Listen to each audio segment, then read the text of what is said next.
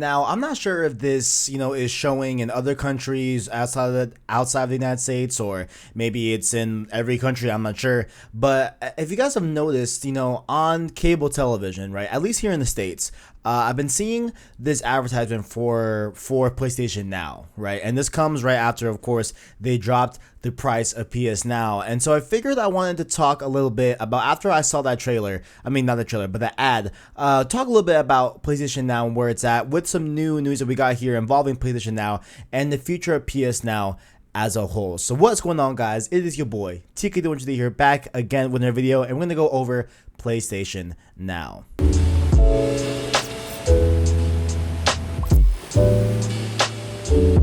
Now, of course, if you guys are not aware, Sony and PlayStation bought Gaikai, which was a streaming platform that was like a streaming company, whatever. And what they did was they built PS Now off of the back of Gaikai. And so they purchased Gaikai, I believe, around 2009, 2010. They launched PS Now in, I believe, 2014, 15-ish, something like that. Maybe a little before. Definitely let me know in the comment section below when they actually dropped these. But essentially, they bought Gaikai, then they made PS Now, right? And it's been the service that you can stream a bunch of games on, and most recently they added additions to be able to download games if you're on PS, well, not if you're on PS4, but if it's a PS4 game on the PS Now service, you can download it and play it offline. So pretty cool stuff right there. But overall, mainly it's been a streaming service, and as you all are well aware, and we did a full cross circle about it, like I think we talked about it at the top of the episode, but they lowered the price of PS Now permanently. So now it's at prices that I love. It's $10 a month, $60 for a year, like really good enticing prices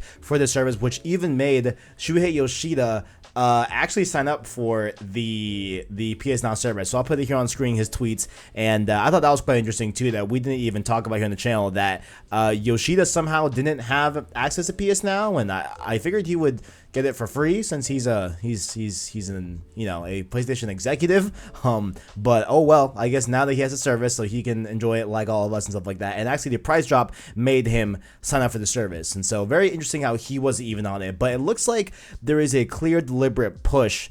And I really came to this notion after I saw that advertisement on TV at work. I was like, man, it looks like they're really trying to point a lot of eyes and point a lot of, just attention to PS Now, right? And what could that mean in terms of the next generation coming out next year? They officially confirmed it, fall 2020, PlayStation 5, it's happening next year. And so where does that position PS Now in terms of its other services and just PlayStation as a whole, right? And so there was an article that came out today, right? Well, I mean, before we even get to this one, right, let's talk that obviously they did confirm that PlayStation Now will be to the PlayStation 5. And so that is a clear, obvious, of course they would bring it up here. And so this means that we will be getting hopefully some, PS4 games that came out maybe in 2017, 2018 come to the service and stuff like that. And hopefully we will see a lot more attention, in terms of PS Now overall and stuff like that. And so what was interesting here, is that there was a patent that came out around, I think it was yesterday or a few days back, detailing some technology in the PS5's controller that can make PS Now a better service overall in terms of performance and latency and stuff like that. So essentially here, what they're saying is that right now, as I am a subscriber of PlayStation Now, when I use PS Now on my PS4 Pro, right, the input to my controller when I'm playing a game via PS Now, via streaming, goes into the PS4. So if I press the X button, that goes into the PS4, then it has to go from the PS4 to the router, and then the router to the data center, which will trigger a response in the game that will be reflected on the PS Now streaming game. And so there's a few steps there. So it goes, controller, input initiates into the PS4, and then into the router, and then into the data center, and then back to me, right? So there's like 3 or 4, I can't count, but you know what I'm saying, there's some steps there, right? But here with this patent here, they are borrowing, I don't think they're borrowing, but it's pretty much the same technology as Google Stadia's controller, which they dub will have an ultra low latency if you're using a supported device, because it will be able to skip a step. And so essentially here what they're saying is that the PS5 controller will, rather than when you initiate a input on the controller, it'll be sent to the PS5, it'll now be sent directly to your router. So it'll skip the step of being sent to the console, because technically the game is not even being played on the console. It's just being reflected and mirrored onto your screen via your console. It's not really running it, you know what I'm saying? So there's really no point into setting that input trigger into the PS4 when it could be set through the router. And so that's what they are going to be doing here with the PS5, which they believe will lower latency and make the overall response time on the PS5 controller when you are streaming PS Now games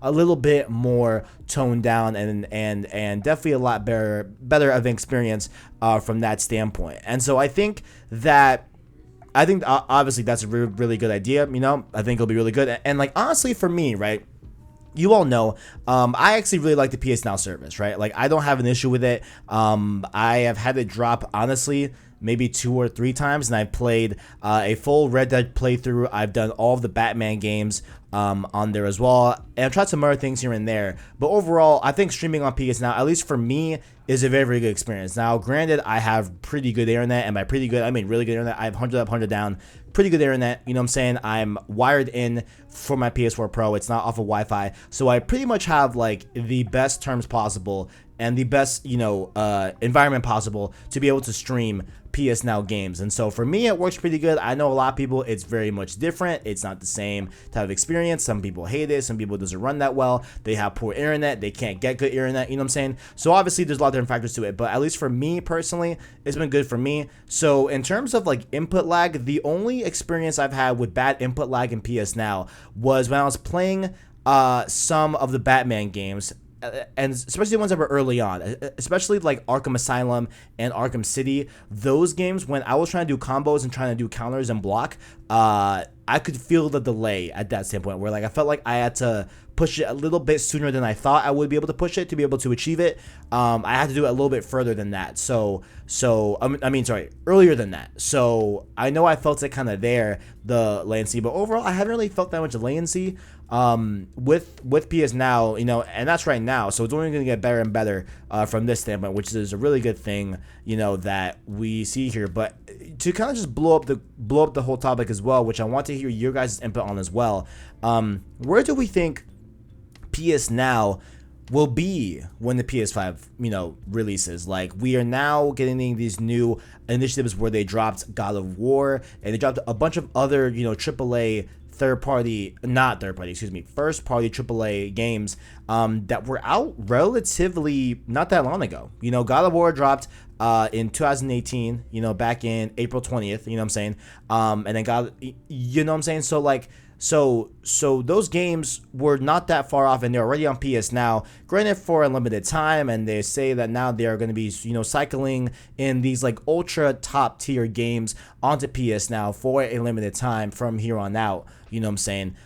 So it seems like they'll be doing that a little bit more for PS5, and so it's just pointing that, I mean, they're just kind of just pointing to everyone, you know, kind of taking PS Now a little bit seriously. Like, not that they weren't before, but they're really up in the ante with PS Now, from the price drop to the ads on television for PS Now, which honestly, those were the first times I saw advertisements for PS Now. I see a ton of Game Pass advertisements on TV, but never a PlayStation Now one. If I'm wrong on that, and, you know, let me know, but I'm pretty sure I haven't seen any other PS Now advertisement, you know, besides the ones that are playing right now with like the live action models. Like, I know there's like they like feature God of War and Uncharted on there as well and stuff like that.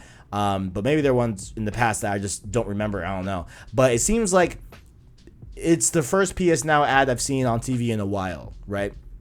So we have that. We have this confirmation that, of course, PS Now will be on PS5. That's kind of a low one because obviously that was pretty much apparent. But also now we have this latency technology that Sony had filed a patent for to be able to make the PS5 controller work a little bit better with PS Now. It seems like they're building towards something, guys. And like, I want to know what you guys think about it. Like, you know, with this all of a sudden kind of like push of this support with PS Now. I think it's interesting, and where I personally think it's going to end up, I really think they're kind of going to restructure PS Now to either be a better deal than what it is before and what it is now currently, or be somewhat, you know, similar to Game Pass, right? Like, I really feel like we are eventually going to get the premiere of subscription that I've always wanted, where we have PS Now and at least PS Plus bundled together, or maybe PS Now, PS Plus, and PS View, or something like that. I feel like PS View probably won't be, because I feel like PS View might be like its own separate entity that like lives over there. But at least for like the gaming space, I feel like they could definitely make a bundle. I feel like that might happen. Or maybe we might be seeing first party games debut on PS Now. Like, that could be a reality. You know what I'm saying? Like, if they are getting closer and closer, releasing God of War a year prior, and a year and 6 months after the game came out, they have it on PS Now for a limited time for subscribers to be able to try and play the game and download it and stuff like that. That's definitely a lot closer than what they've ever put games on before. Because usually, with PS Now, it's PS3 games, it's like older games and stuff like that. But to see God of War come to PS Now, I think it's telling that they could be looking at having PS Now be like another outlet for you to play the latest and greatest in PlayStation. Like, who knows, but let me know what you guys think in the comments below. And also, what you guys think about PS Now. Like, is there something that you want in the PlayStation Now for next gen, for PS5? Is there a feature that you've been wanting for? Let me know all your thoughts down in the comments below. And make sure also, while you are down there, to check out our description, where you can find our different links, like our Twitter and Discord as well. Follow us on those channels, as well as like the video if you've enjoyed it, as well as stay subscribed to PlayStation Source to keep up with the latest and greatest in PlayStation. Thank you for watching, and as always, greatness awaits.